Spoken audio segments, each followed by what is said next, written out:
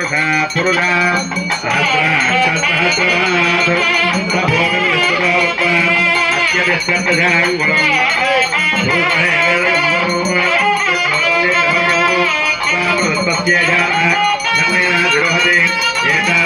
महिमा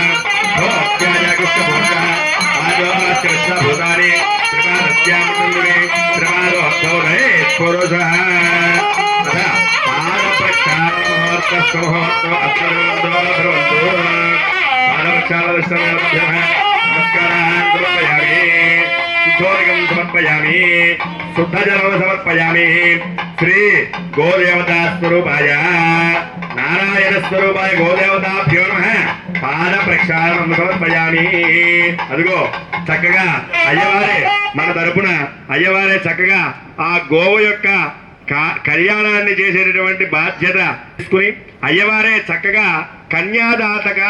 కన్యాదాతలు ఇక్కడ ఎంతమంది డబ్బులు ఇచ్చి ఎన్ని చేసినా కూడా ఆ కన్యాదాతగా అయ్యవారు మాత్రమే, అంటే బ్రహ్మత్వం తీసుకున్నారు కాబట్టి వారికి ఆ యోగ్యతని ఆ పరమేశ్వరుడు సంకల్పించి ఇచ్చి ఉన్నారు కాబట్టి ఆ యోగ్యతని వారు తీసుకున్నారు.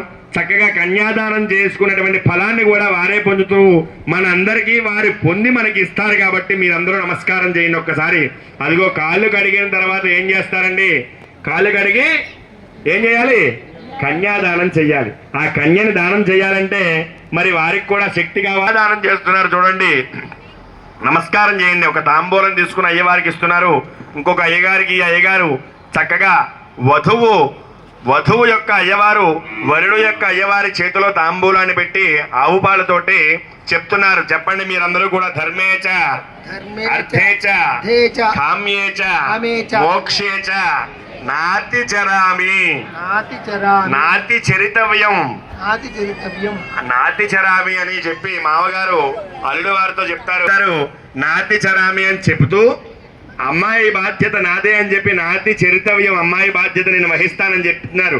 అంటే గో వృషభ కళ్యాణ మహోత్సవ కార్యక్రమంలో చక్కగా ఆ గోవు యొక్క బాధ్యత వృషభం తీసుకుంటుందని చెప్పి చక్కగా ఆ యొక్క అయ్యవారే వారి యొక్క మాటల్లోనూ వారి యొక్క మంత్రం రూపంలోనూ ఆ తాంబూలంలోనూ వారే చక్కగా వారికి ఆ యొక్క స్వామివారి యొక్క అనుగ్రహం చేత నారాయణ స్వరూపమైనటువంటి విష్ణుమూర్తి స్వరూపమైనటువంటి ఆ వృషభానికి లక్ష్మీ స్వరూపమైనటువంటి అందరూ కూడా నమస్కారం చేయండి ఒక్కసారి.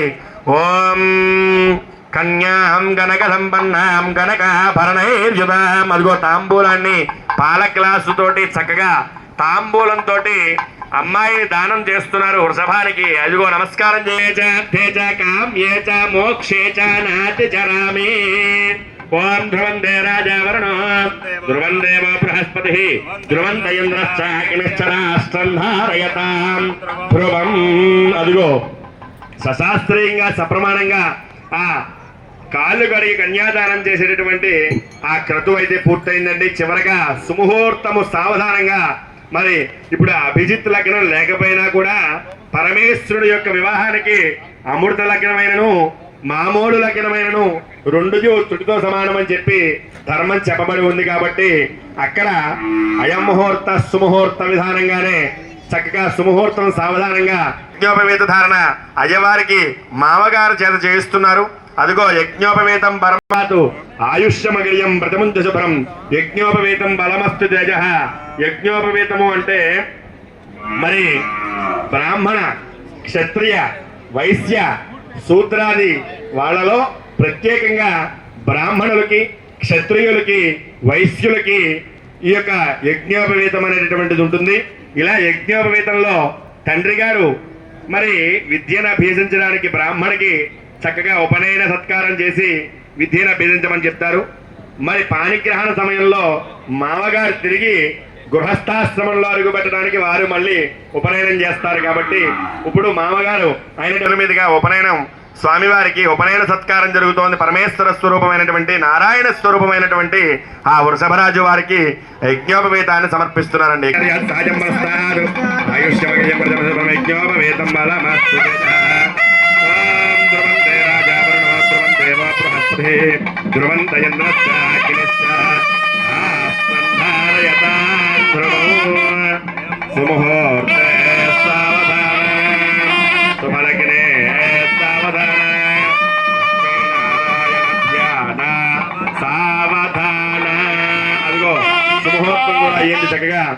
ఆ యొక్క యజ్ఞోపవీతానికి సుముహూర్తం చేసుకున్నాము.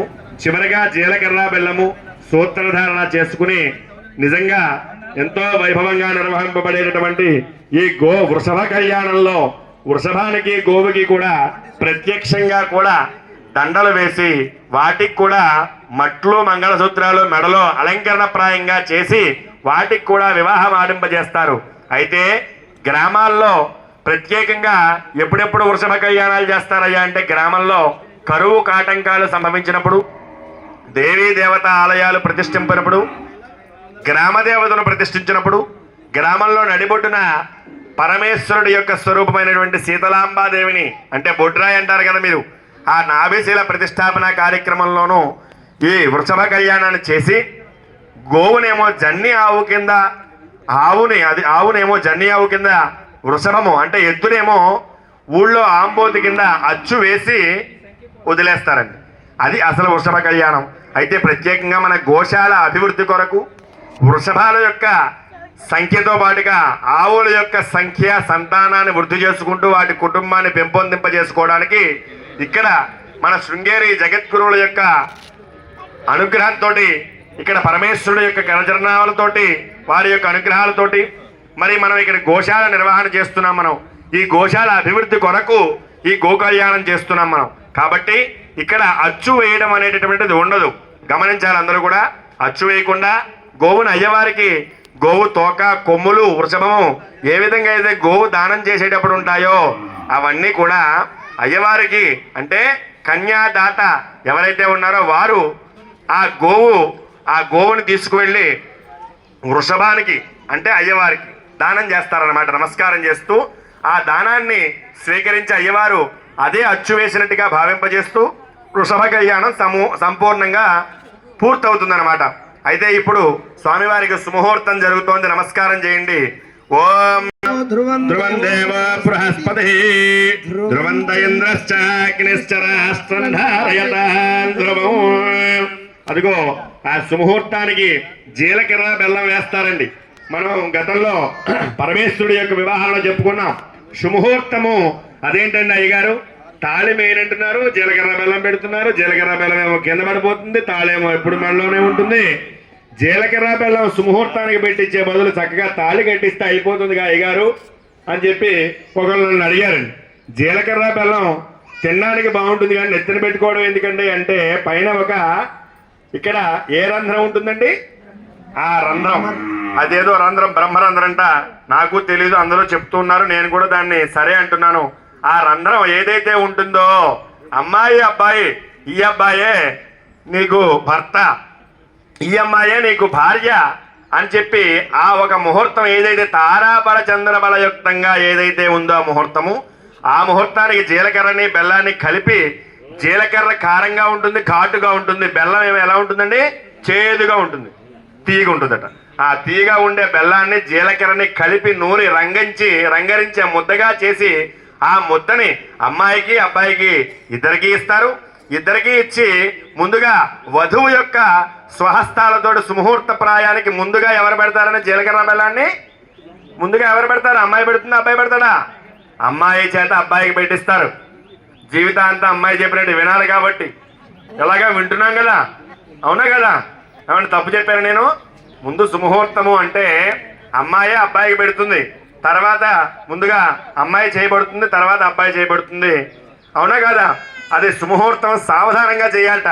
సుముహూర్తే సావధాన శుభలగ్నే సావధాన శ్రీ లక్ష్మీనారాయణ ధ్యాన సావధాన శ్రీ లక్ష్మీనారాయణ ధ్యాన సావధాన అంటారు.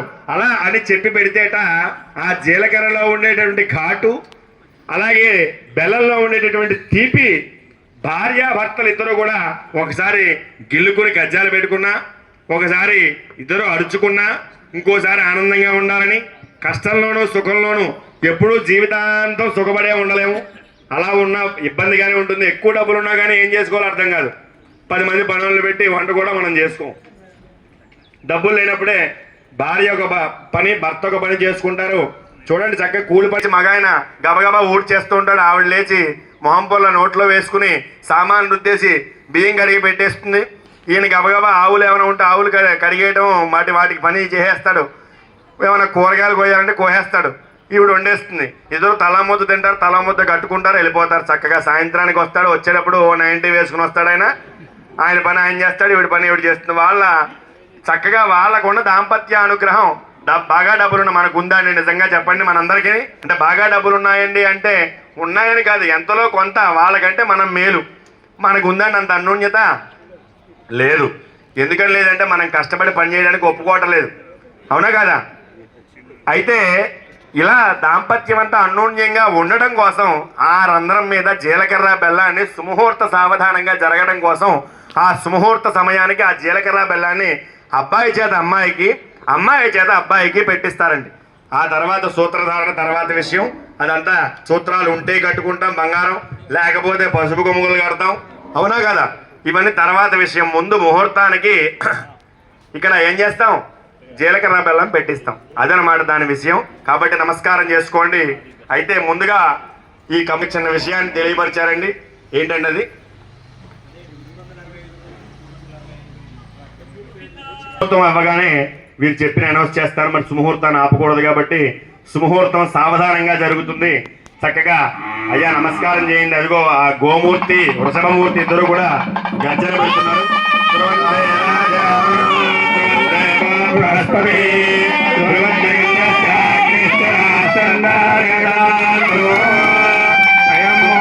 శుభముహూర్త అస్తు. ముహూర్తకాలే సూర్యోదయస్తు. గోవృషభదేవతాభ్యో నమో నమః. అయం ముహూర్త శుభముహూర్త అస్తు. ఏతత్తు ముహూర్తకాలే సూర్యోదయస్తు. అయ్యా అందరూ కూడా నమస్కారం చేయండి ఒక్కసారి. జై బోలో గోమాతాకి, వృషభ భగవానుకి. గౌరీ పూజా కార్యక్రమాన్ని అయ్యవారు నిర్వర్తిస్తున్నారు. ఈ లోపల ఈ వృషభ కళ్యాణం సందర్భంగా ఈ వృషభ కళ్యాణానికి దాదాపుగా ఈ వృషభ కళ్యాణం మనం మరి ఇంత ఖర్చు పెట్టి, ఎందుకంటే ఈ 3 లక్షల రూపాయలు ఖర్చు పెట్టి పెళ్లి చేసే బదులు ఆగట్టి కొనుక్కోవచ్చు కదా అంటే, మరి చీమలు చక్కగా అభివృద్ధి చెందాలంటే ఏం చేయాలి? మనం కొంచెం పంచదార వేయాలి. అయితే తృణప్రాయంగా మీ అందరికీ మా తరఫు నుంచి ఈ 3 లక్షల రూపాయలు ఖర్చు పెట్టి ఈ గోకళ్యాణం చేస్తే మీ అందరి మనసుల్లో ఆ యొక్క విశేషం అంతా కూడా నిక్షిప్తం చేసి మేమందరం కూడా ఆ గోవుల్ని దత్తత మీరు తీసుకునే విధంగా సంకల్పం చేయాలని చెప్పి మా ధర్మాధికారి గారు, అలాగే ఈ గో సంరక్షణ కారకులైనటువంటి ఈ శ్రీకృష్ణ గోశాల కమిటీ వారు, నవయువక కమిటీ వారు, అలాగే గ్రామంలో ఉన్నటువంటి కొంతమంది పెద్దలు వారి యొక్క సహాయ సహకారాలతోటి ఈ కార్యక్రమాన్ని ముందుకు తీసుకువెళ్లాలని ఆలోచించి నిర్ణయం తీసుకుని ముహూర్తం పెట్టి అందరికి నడిపించడం జరిగింది. అయితే ఇందులో ముందుగా స్వామివారి యొక్క అనుగ్రహంతో, పరమేశ్వరుడు మా జగద్గురువులు వారి యొక్క అనుగ్రహాలతోటి, ఆ గోమూర్తుల యొక్క అనుగ్రహాలతోటి ముందుగా 12,116 రూపాయలు ఏమిటయ్యా అంటే ఒక ట్రక్కు కట్టి 365 రోజులు 365 మంది 365 ట్రాక్టర్లు కట్టి రోజు ట్రక్ గడ్డి అవుతుందని చెప్పి అనుకోవడంతో ఇక్కడ కొంతమంది డొనేట్ చేశారండి. అప్పుడే దాదాపుగా 21 మంది ప్రతిరోజు కూడా 12,116 రూపాయలు చొప్పున పేర్లు ఇచ్చారు. ఆ పేర్లు చదువుతున్నారు, ఒకసారి చూడండి. మొదటిగా పంకజ్ అగర్వాల్ గారు 12,116 రూపాయలు. అలాగే మరోసారి కూడా పంకజ్ అగర్వాల్ గారు 12,116 రూపాయలు చదివించారండి. అలాగే మన ఓం నారాయణజీ గారు కూడా 12,116 రూపాయలు గోశాలకు చదివించారు. తర్వాత గుప్తా క్లీన్ గారు కూడా ఓకే అది గుప్తదాన్ అంట. మరి ఎవరో డొనేషన్ చేసిన వారు గుప్తంగా ఉన్నారు, వారు కూడా 12,116 రూపాయలు గోశాలకు చదివించారని. అదేవిధంగా సునీల్ జీ బెహతి గారు కూడా మన గోశాలకు 12,116 రూపాయలు చదివించారు. అదేవిధంగా చంద్రశేఖర్ అశోక గారు కూడా 12,116 రూపాయలు చదివించారు. అదేవిధంగా వికాస్ జీ గోయల్ గారు కూడా 12,116 రూపాయలు చదివించారు. అదేవిధంగా ఇంద్రసింగ్ జీ కూడా 12,116 రూపాయలు చదివించారు. అదేవిధంగా అజిత్ జీ చౌదరి గారు కూడా 12,116 రూపాయలు చదివించారు. అదేవిధంగా బహార్వార్ జీ కూడా బావర్జీ గారు కూడా 12,116 రూపాయలు చదివించారు. అదేవిధంగా సంతోష్ జీ గారు కూడా 12,116 రూపాయలు చదివించారు. అదేవిధంగా చైన్ సింగ్ గారు కూడా 12,116 రూపాయలు చదివించారండి. అదేవిధంగా వినోద్ జీ లహోటి గారు కూడా 12,116 రూపాయలు చదివించారు. అదేవిధంగా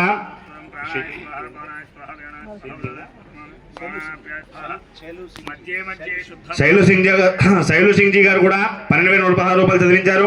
అదేవిధంగా హర్జన్ జీ చౌదరి గారు కూడా 12,116 రూపాయలు చదివించారు. అదేవిధంగా అశోక్ జీ జైన్ గారు కూడా 12,116 రూపాయలు చదివించారు. అదేవిధంగా కేసర్ జీ చౌదరి గారు కూడా 12,116 రూపాయలు చదివించారు. అదేవిధంగా పేరసాని వెంకటేశ్వర్లు కూడా 12,116 రూపాయలు చదివించారు.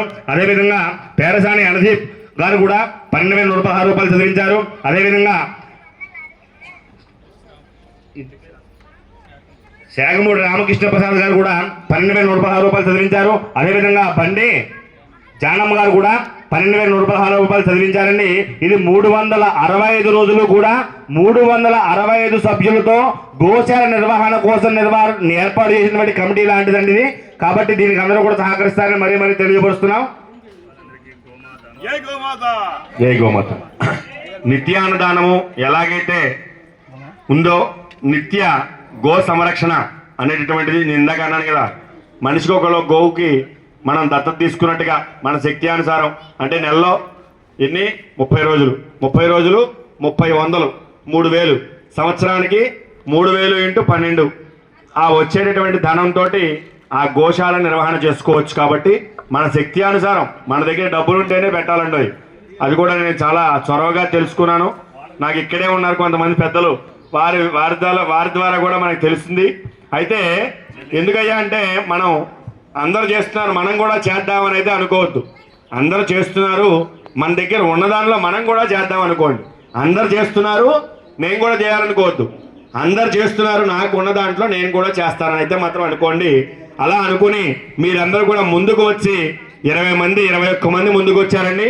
మరి అలాగే మీ ద్వారా మీ బంధుమిత్రులు స్నేహితులు అలాగే మన ఇంటి పక్క వారు ఇంకా మనకి తెలుసున్న వారు వారికి సజెస్ట్ చేసి వారి ద్వారా కూడా మీరు చైతన్యం తీసుకొచ్చి గోశాలని ముందుకు తీసుకువెళ్లే ప్రయత్నం చేయాలని మరీ కోరుతున్నాము. అలాగే ధన రూపంలో ఇవ్వలేని వారు 12,000 13,000 ఇచ్చే స్థాయి లేని వారు ఇక్కడికి వచ్చి సేవ చేయొచ్చు. అలాగే ఎవరి చేతనే ఇప్పించచ్చు. మన సేవతో పాటుగా 10 మందిని తీసుకొచ్చి సేవ చేసుకోవచ్చు. అలాగే వాటికి వైద్యం చేయించడానికి ఖర్చు ఉంది, వైద్య ఖర్చులు ఉన్నాయి. వాటికి ఆహారమే కాదండి, వైద్యం కూడా చేయించాల్సి వస్తుంది. ఎందుకంటే వాటికి కూడా అనారోగ్య బాధలు ఉంటాయి. ఆరోగ్యాన్ని ఇప్పేయడం కోసం మందులు కావాల్సి వస్తుంది. అదేవిధంగా రేకులు పైన నీడకి అదా ఇందాక చెప్పారు, పితృదేవతలు ఎప్పుడు సుఖంగా ఉంటారంటే నువ్వు ధర్మోదకాలు ఇచ్చే 10వ రోజు సుఖంగా ఉంటారట.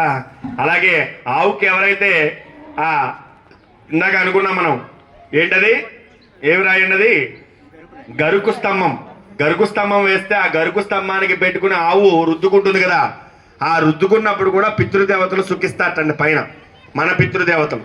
కాబట్టి అలా గరుకు స్తంభాలకు కానీ ఇక్కడ పేడ ఎత్తిపోసుకునేటటువంటి బొచ్చెలు ఇంకా చాలా ఉన్నాయి, చాలా అవసరాలు ఉంటాయి గోశాలంటే ఒకటి కాదు. కాబట్టి మన శక్తి కొలది మనం సిమెంట్ షాపు ఉందనుకోండి, కొన్ని సిమెంట్ కట్టలు తెచ్చుకోవడం, ఇలా మన శక్తి అనుసారం మనం డబ్బులే ఇవ్వాలని ఏం లేదు, వారు డబ్బులే తీసుకుంటారని వారు చెప్పట్లేదు.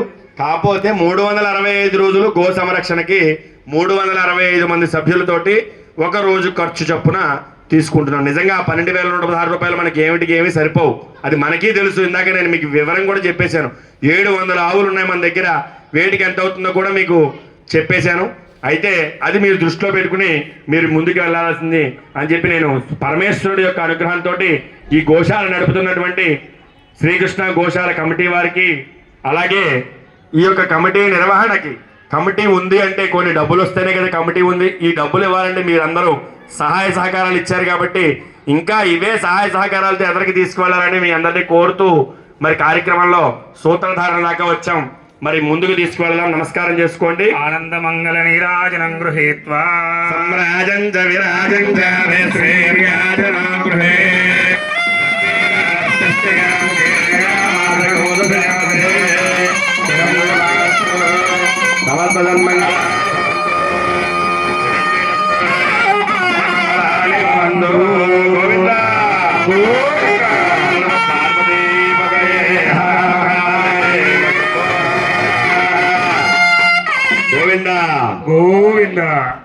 నమస్కారం చేసుకోండి. మాంగళ్యధారణ ముహూర్త శుభ ముహూర్తో అస్తు. ఓం అందరూ ఒక్కసారి ఆ సూత్రాలను అందరూ నమస్కారం చేయండి. చేసుకోండమ్మా. ఓం మంగళ్యం తంతునానేన లోకరక్షణ హేతునా వందే వర్ణాభిషుభగే వందే సర్వాం సదౌ మాంగళ్యధారణ శుభముహూర్తో అస్మిన్నంతో భవంతు. ఓం మాంగళ్యధారణ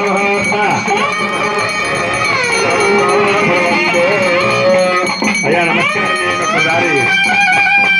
ఓం అయంగో ప్రశ్నరక్రమే తదన్మాతరం పునః గోదేవతాభ్యో నమః. మాంగళ్యధారణ ముహూర్త సుముహూర్తో అస్తు.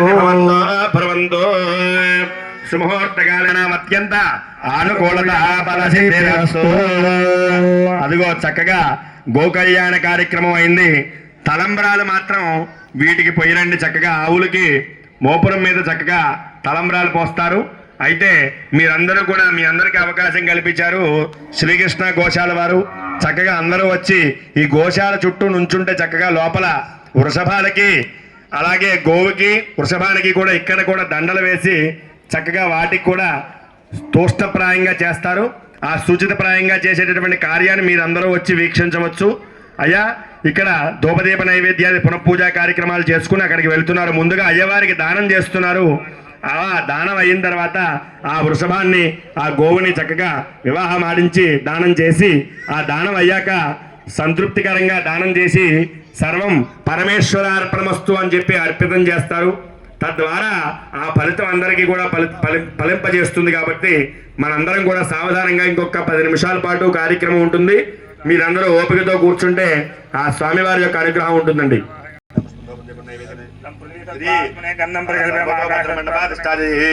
గోమాతాయ నమః. వృషభదేవతాభ్యో నమః. గంధం పుష్పం ధూపం దీపం నైవేద్య తాంబూల నీరాజన మంత్రపుష్ప సమస్తోపచార పూజాం సమర్పయామి.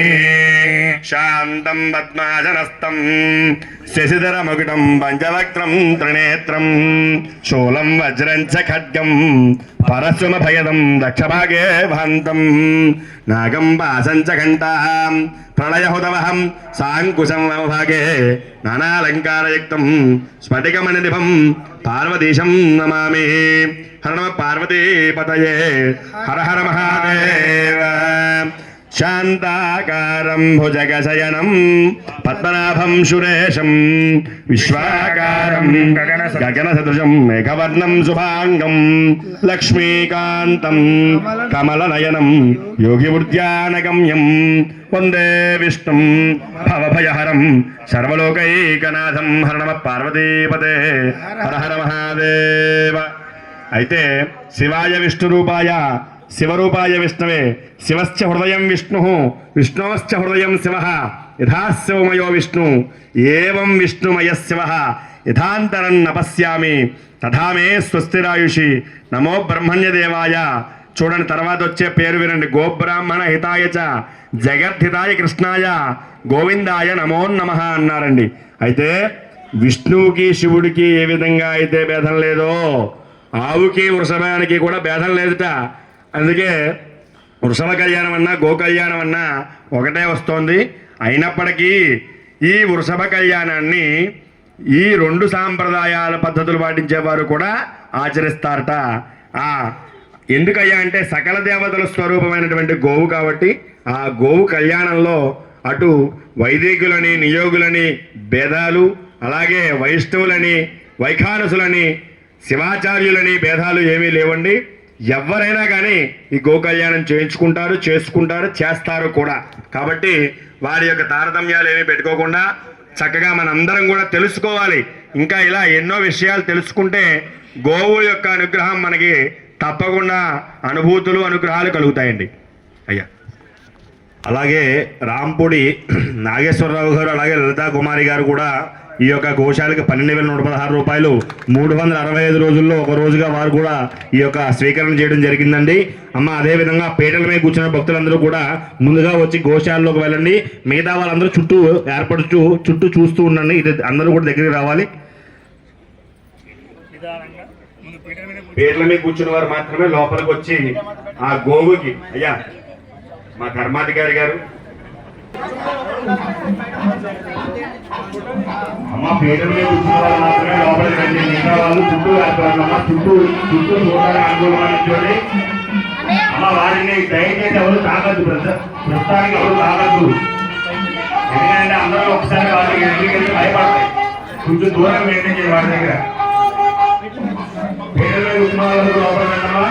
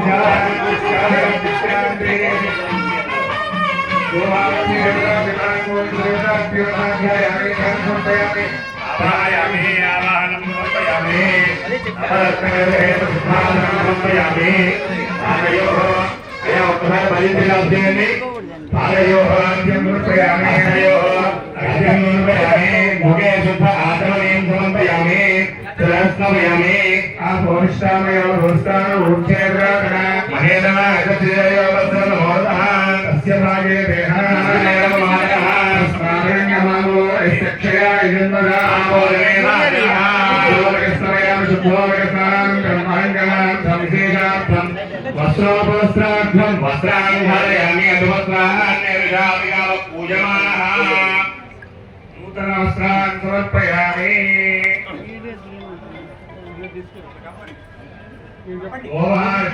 గోమహేశ్వరాభ్యాం నమః.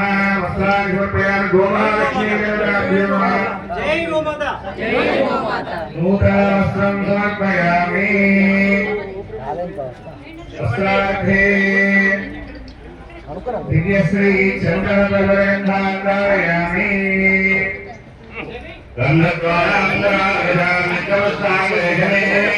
ఈశ్వరీరం సర్వభూతానాం విభోగత్వయే శ్రియం ధారయామి. ఆయనే పదాయనే పూర్వారోహంతు పుష్పై రాష్ట్రపుండరీకాయ సముద్రస్య గృహాయ మే అంగరార్థం హరిద్రాయ కుంకుమవేదం సమర్పయామి. సౌభాగ్య ద్రవ్యాన్ని సమర్పయామి. గోమహాలక్ష్మీ దేవతాభ్యో నమః. ఆ పాదాల దగ్గర ఆ గోమహాలక్ష్మి పాదాల దగ్గర పసుపు కుంకుమేయండి. అలాగే గోక్షుల దగ్గర పక్షులతో పూజ చేయండి. ఓం కేశవాయ నారాయణ మాధవాయ గోవిందాయ కృష్ణావే నమః. ఓం మధురాయ ఓం విక్రమాయ వామాయ శ్రీరామ శ్రీకేశాయ రుద్రాయ దామో రామ చక్రకరామ మధురేరామ పూజ